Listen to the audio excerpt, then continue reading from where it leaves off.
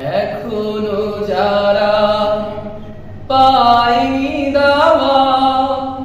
কুরআনের এই মিছিলে,